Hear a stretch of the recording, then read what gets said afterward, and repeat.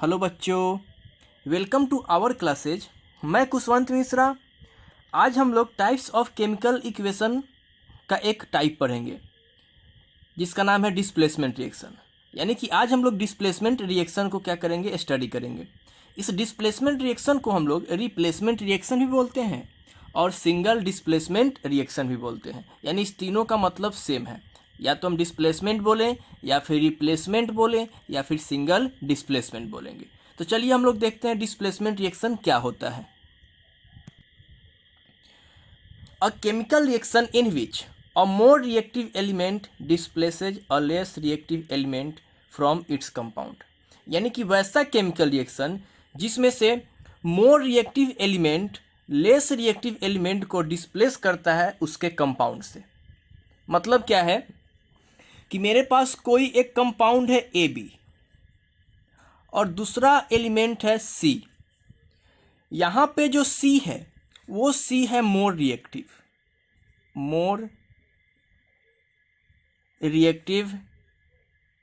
Then ए, और ए जो है ये है लेस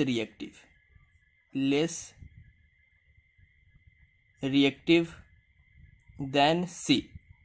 यानी कि ये क्या करेगा, ये सी इस ए को यहाँ से डिस्प्लेस कर देगा और डिस्प्लेस कर कर खुद यहाँ पे चला जाएगा।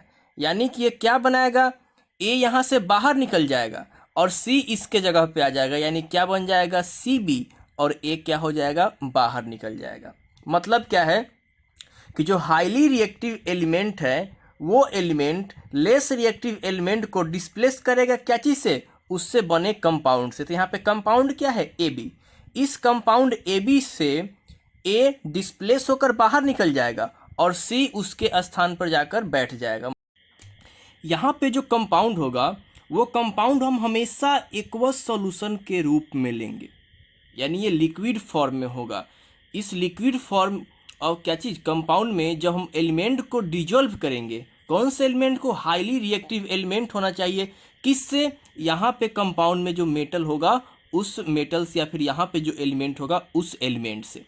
जैसे एग्जाम्पल से हम लोग समझते हैं कि मान लेते हैं कि when zinc react with copper sulphate to form zinc sulphate and copper, या फिर इसको हम लोग कैसे लिख सकते हैं, और when zinc react with copper sulphate zinc displaces copper from its solution. मतलब क्या है कि जिंक को रिएक्ट करवा रहे हैं कॉपर सल्फेट के साथ। किसको, जिंक को रिएक्ट करवा रहे हैं कॉपर सल्फेट के साथ, यानी Zn+Cu SO4। तब क्या होगा, अब इस दोनों में देखना है कि जिंक ज़्यादा रिएक्टिव है कि कॉपर ज़्यादा रिएक्टिव है। इसके लिए हमें रिएक्टिविटी सीरीज आना चाहिए। तो रिएक्टिविटी सीरीज को अच्छे से पढ़ने के लिए हम एक वीडियो बनाए हैं रिएक्टिविटी सीरीज का, जिसमें हम बताए हैं कि रिएक्टिविटी सीरीज को याद करने का ट्रिक क्या है। बहुत ही अच्छा ट्रिक उसमें बताया गया है, तो आप लोग जाकर उस वीडियो को देख सकते हैं। ये है मेरे पास रिएक्टिविटी सीरीज, जिसमें क्या है, जिंक इसमें सबसे टॉप पर जो भी एलिमेंट है वो मोस्ट रिएक्टिव है, और जैसे जैसे नीचे जा रहे हैं उसका रिएक्टिविटी डिक्रीज करेगा। तो इसी में मेरा सबसे देखना है कि जिंक कहाँ पे है, जिंक यहाँ पे है। दूसरा कॉपर कहाँ पे है, कॉपर यहाँ पे है। यानी कि zinc is more reactive than copper. यहाँ पे जो जिंक है वो कॉपर से क्या है, ज़्यादा रिएक्टिव है। तब क्या करेगा जिंक, ये जिंक इस कॉपर को यहाँ से डिस्प्लेस कर देगा। इस कॉपर को यहाँ से वो क्या करेगा, डिस्प्लेस करेगा अलग, और खुद ये जिंक इसके स्थान पर आकर क्या हो जाएगा, बैठ जाएगा। यानी कि ZnSO4। इसका मतलब क्या है कि जिंक कॉपर को डिस्प्लेस कर दिया और उसके जगह पर जाकर क्या हो गया, बैठ गया। यानी जिंक और कॉपर का क्या हो गया, रिप्लेसमेंट हो गया। जिंक कॉपर के जगह पे आ गया और कॉपर के जगह पे क्या चला गया, जिंक चला गया। मतलब इसमें क्या हुआ, जिंक और कॉपर का रिप्लेसमेंट हुआ। मोर reactive element less reactive element को क्या कर दिया, डिस्प्लेस कर दिया। तो ये रिएक्शन क्या कहलाएगा, डिस्प्लेसमेंट रिएक्शन कहलाएगा। दूसरा एग्जाम्पल हम लोग देखते हैं, क्या है मेरे पास कि when sodium react with zinc oxide to form sodium oxide and zinc. मतलब कि हमें सोडियम को रिएक्ट करवाना है जिंक ऑक्साइड के साथ। अब ध्यान से देखिए, इस सोडियम में और जिंक में हाईली रिएक्टिव कौन है, यहाँ से हम देखते हैं। सोडियम यानी कि यहाँ पे, और जिंक यानी कि यहाँ पे, यानी जिंक से ऊपर है सोडियम, यानी सोडियम मोर रिएक्टिव है क्या चीज़ से, जिंक से। तब क्या करेगा, ये सोडियम इस जिंक को यहाँ से डिस्प्लेस कर देगा, यानी कि, और डिस्प्लेस करने के बाद क्या करेगा, सोडियम यहाँ पे आ जाएगा। तो क्या बनेगा, सोडियम यहाँ पे आएगा तो सोडियम ऑक्साइड बनाएगा, यानी क्या चीज़, Na2O, और जिंक को क्या करेगा, बाहर की ओर रिमूव कर देगा। मतलब ये जिंक यहाँ से डिस्प्लेस हो गया और ये सोडियम यहाँ पे आकर क्या हो गया, ऐड हो गया। मतलब मोर reactive element less reactive element को क्या कर दिया, डिस्प्लेस कर दिया। तो इस रिएक्शन को हम लोग क्या बोलेंगे, डिस्प्लेसमेंट रिएक्शन। डिस्प्लेसमेंट रिएक्शन में अगर हम लोग देखें तो both metals and non metals take parts in displacement reaction, यानी कि डिस्प्लेसमेंट रिएक्शन में मेटल भी पार्टिसिपेट कर सकता है और नॉन मेटल भी क्या कर सकता है, पार्टिसिपेट कर सकता है। इसको हम लोग एग्जाम्पल से समझते हैं। मेरे पास है कि जब क्लोरीन को पोटेशियम आयोडाइड के सॉल्यूशन के साथ रिएक्ट करवाते हैं तो क्या होता है। अब ध्यान से देखना है, ये क्लोरीन यानी कि जो नॉन मेटल है वो नॉन मेटल को ही डिस्प्लेस करेगा। ये नॉन मेटल को ही जनरली क्या करेगा, डिस्प्लेस करेगा।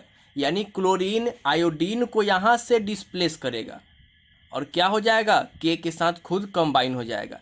तो पोटेशियम और क्लोरीन के साथ कंबाइन करेगा तो क्या बनेगा, KCl, और साथ में आयोडीन क्या हो जाएगा, बाहर निकल जाएगा। यानी कि नॉन मेटल और मेटल दोनों क्या कर सकता है, केमिकल यानी कि डिस्प्लेसमेंट रिएक्शन में पार्टिसिपेट कर सकता है। इस डिस्प्लेसमेंट रिएक्शन को और डिटेल में समझने के लिए हम लोग इसका थोड़ा क्लासिफिकेशन करते हैं, यानी कि मेटल का एक और एक नॉन मेटल का, एक कटायन का यूज करके और एक एनायन का यूज करके। तो हम लोग उसका क्लासिफिकेशन देखते हैं, उसके बाद इस डिस्प्लेसमेंट रिएक्शन का एग्जाम्पल से हम लोग क्या करेंगे और समझेंगे। Classification of displacement reaction. सबसे पहला कटायन डिस्प्लेसमेंट रिएक्शन। पहला क्या है, कटायन डिस्प्लेसमेंट रिएक्शन। दूसरा है मेरे पास एनायन डिस्प्लेसमेंट रिएक्शन। ये दो क्लासिफिकेशन है किसका, डिस्प्लेसमेंट रिएक्शन का। तो एक एक करके हम लोग डिटेल में देखते हैं कटायन डिस्प्लेसमेंट रिएक्शन क्या होता है और एनायन डिस्प्लेसमेंट रिएक्शन क्या होता है। नंबर 1, कटायन डिस्प्लेसमेंट रिएक्शन क्या होता है। One cation replaces another cation from its solution. यानी कि एक मेटल, कटायन का मतलब क्या है, कटायन का मतलब है मेटल से, कटायन का मतलब है मेटल से।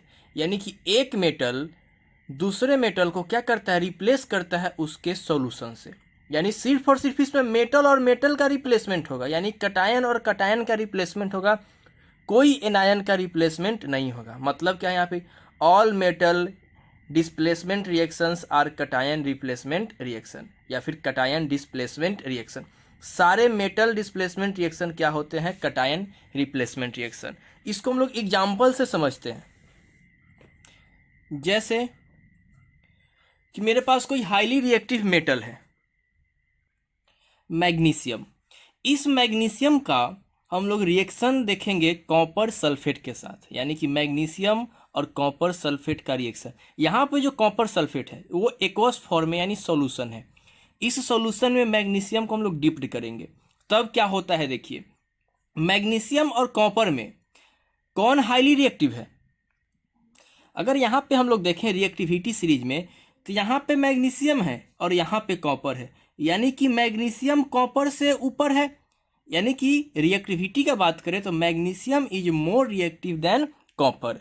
तब क्या होगा इसमें कि मैग्नीशियम कॉपर को यहाँ से डिस्प्लेस करेगा। अब हम बात कर रहे हैं मेटल मेटल यानी कटायन कटायन रिप्लेसमेंट का, तो ये कटायन यानी कि मेटल इस कटायन को यहाँ से डिस्प्लेस कर देगा। और डिस्प्लेस करने का मतलब क्या है कि ये कटायन यहाँ पर आकर बैठ जाएगा और इसको यहाँ से क्या करेगा, रिमूव कर देगा। मतलब Cu के जगह पे क्या हो जाएगा, Mg, यानी कि MgSO4, और साथ में कॉपर को क्या करेगा, बाहर निकाल देगा। मतलब जब मैग्नीशियम कॉपर सल्फेट के सॉल्यूशन में हम लोग मैग्नीशियम को रखते हैं तो मैग्नीशियम क्या करता है, ये कॉपर को यहाँ से डिस्प्लेस कर देता है। क्यों करता है, क्योंकि copper is less reactive than magnesium. तो क्या बनता है, मैग्नीशियम सल्फेट और कॉपर। दूसरा एग्जाम्पल हम लोग देखते हैं कि जिंक और फिर से कॉपर सल्फेट का रिएक्शन, यानी कि जिंक और कॉपर में हाईली रिएक्टिव है जिंक और कॉपर में क्या है, हाईली रिएक्टिव है जिंक। तब क्या करेगा, जिंक इस कॉपर को यहाँ से डिस्प्लेस कर देगा और जिंक यहाँ पर आकर क्या हो जाएगा, बैठ जाएगा। तो जिंक और सल्फेट क्या बनाएगा, जिंक सल्फेट, और साथ में क्या बाहर निकाल देगा, कॉपर को। तो ये भी क्या है, मेटल और मेटल का क्या हुआ, डिस्प्लेसमेंट हुआ। मेटल मेटल आपस में क्या हो गया, डिस्प्लेस कर लिया अपने आप को। तो ये क्या कहलाएगा, कटायन डिस्प्लेसमेंट रिएक्शन। ये सारे डिस्प्लेसमेंट रिएक्शन है, लेकिन यहाँ पे सिर्फ और सिर्फ क्या चीज, कटायन का डिस्प्लेसमेंट हो रहा है, मतलब मेटल का डिस्प्लेसमेंट हो रहा है। थर्ड नंबर हम लोग देखते हैं, आयरन को लेड नाइट्रेट के साथ रिएक्शन करवाते हैं, यानी कि Fe प्लस PbNO3 को हम लोग लेड नाइट्रेट बोलते हैं। अगर हम लोग देखें आयरन का और लेड का, तो इस आयरन को हम लोग यहाँ पे देखिए, ये आयरन रहा और ये लेड रहा। तो आयरन लेड से ऊपर है, मतलब iron is more reactive than क्या चीज, लेड। तब ये आयरन क्या करेगा, इस लेड को क्या करेगा, डिस्प्लेस कर देगा। मतलब ये आयरन यहाँ पे आकर बैठ जाएगा और इसको क्या करेगा, डिस्प्लेस कर देगा। मतलब क्या बनेगा, FeNO3 का होल ट्वाइस और साथ में क्या चीज, Pb। मतलब ध्यान क्या देना है कि ये सिर्फ मेटल हटेगा और इस मेटल के जगह पर दूसरा मेटल जो कि हाईली रिएक्टिव हो आकर बैठ जाएगा, बाकी सब सेम रहेगा। मतलब FeNO3 का होल ट्वाइस और साथ में क्या चीज, Pb। ये भी क्या है, मेटल मेटल का डिस्प्लेसमेंट हुआ। तो ये क्या चीज है, कटायन डिस्प्लेसमेंट रिएक्शन। और एग्जांपल हम लोग देखते हैं कि अगर हम लोग बात करते हैं Pb प्लस CuCl2, यानी कि लेड का किसके साथ, कॉपर क्लोराइड के एक्वस सॉल्यूशन के साथ। ये सारा एक्वस सॉल्यूशन है और जो फॉर्म होगा सॉल्ट फॉर्म में, ये भी एक्वस सॉल्यूशन, ये भी एक्वस सॉल्यूशन, ये भी एक्वस सॉल्यूशन, और ये सब सॉलिड फॉर्म में रहेगा। ये सब किस फॉर्म में, सॉलिड फॉर्म में। यानी कि यहाँ पे जो हम लोग मेटल ले रहे हैं वो सारा मेटल सॉलिड फॉर्म में रहेगा, यानी ये किस फॉर्म में, सॉलिड फॉर्म में। अब क्या होगा कि ये लेड और कॉपर में हाईली रिएक्टिव कौन है, तो लेड हाईली रिएक्टिव है क्या चीज से, कॉपर से। तब क्या करेगा, लेड यहाँ से कॉपर को डिस्प्लेस करेगा। तो यहाँ पे कॉपर क्लोराइड है, क्या चीज है, कॉपर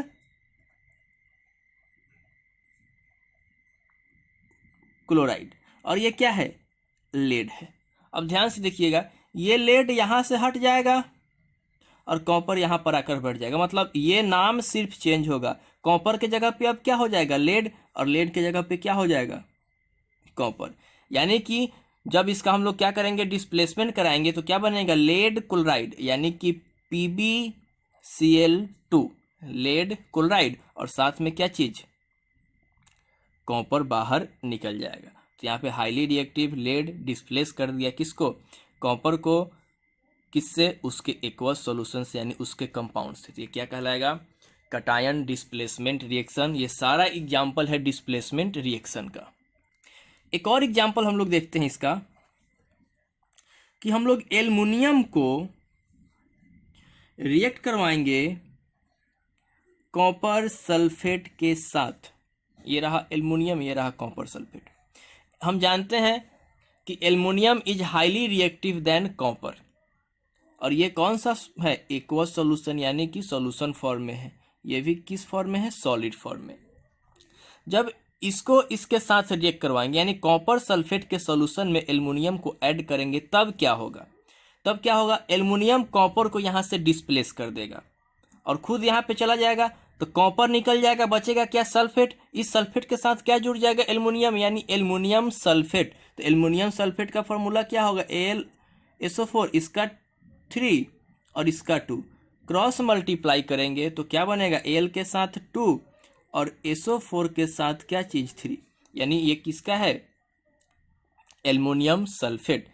Al2SO4 का होल ट्राइस और साथ में क्या चीज बाहर निकल जाएगा? ये कॉपर। और ये रहेगा एक्वस फॉर्म में और ये रहेगा सॉलिड के फॉर्म में। तो ये क्या था? कटायन डिस्प्लेसमेंट रिएक्शन का एग्जाम्पल था।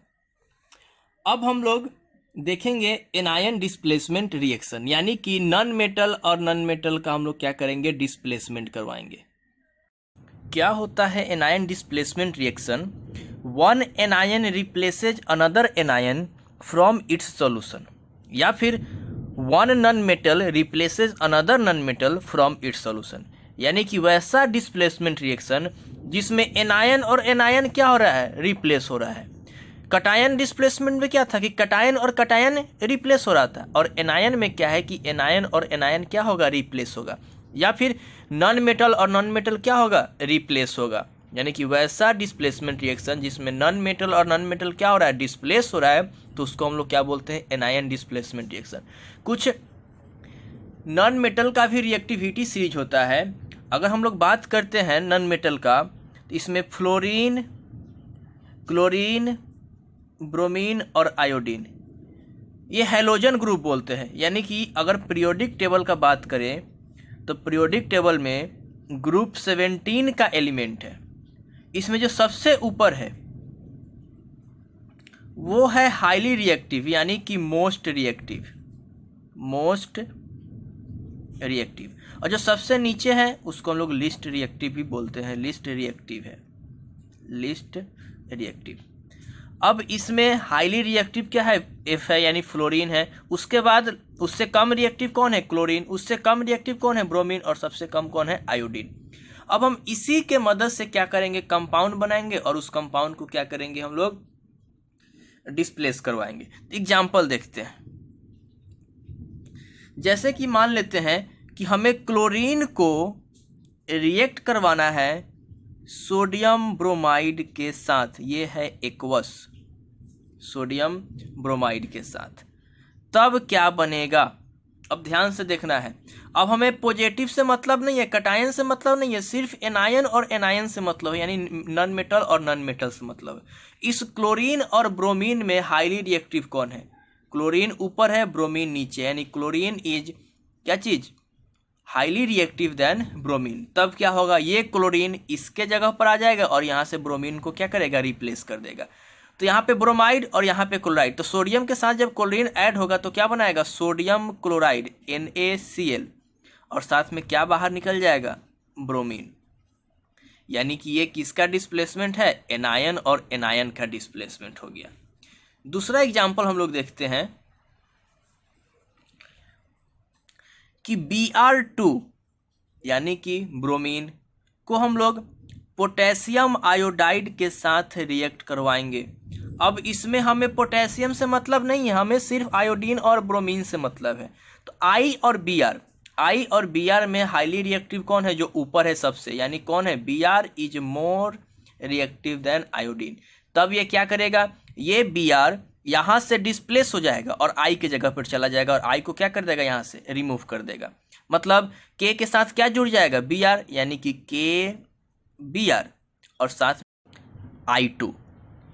KBr को हम लोग बोलते हैं पोटेशियम ब्रोमाइड और I2 को बोलते हैं आयोडीन। इस रिएक्शन से क्या हुआ? आयन क्या हो गया? रिप्लेस कर गया। और एग्जाम्पल हम लोग देखते हैं तीसरा, कि मान लीजिए कि मेरे पास है फ्लोरीन, यानी कि F2, इसको हम लोग रिएक्ट करवा रहे हैं NaCl के साथ। किसके साथ? NaCl के साथ। जो Cl है और जो F2 है, इस दोनों में देखते हैं, F ऊपर है और Cl नीचे, यानी fluorine is more reactive than क्या चीज? Cl। तब क्या होगा? यहाँ से Cl रिप्लेस हो जाएगा और F इसके जगह पर आकर बैठ जाएगा, तो क्या बनाएगा? NaF, और साथ में क्या चीज बाहर निकाल देगा? Cl2 को। तो किसका किसका रिप्लेसमेंट हुआ? नॉन मेटल, और नॉन मेटल यानी एनायन और एनायन का। तो किसका एग्जाम्पल है? ये एग्जाम्पल है एनायन डिस्प्लेसमेंट रिएक्शन का। बस आज के लिए इतना ही। अब हम लोग नेक्स्ट वीडियो जब बनाएंगे, नेक्स्ट वीडियो में हम लोग पढ़ेंगे डबल डिस्प्लेसमेंट रिएक्शन। ठीक है, तो आज के लिए इतना ही, धन्यवाद।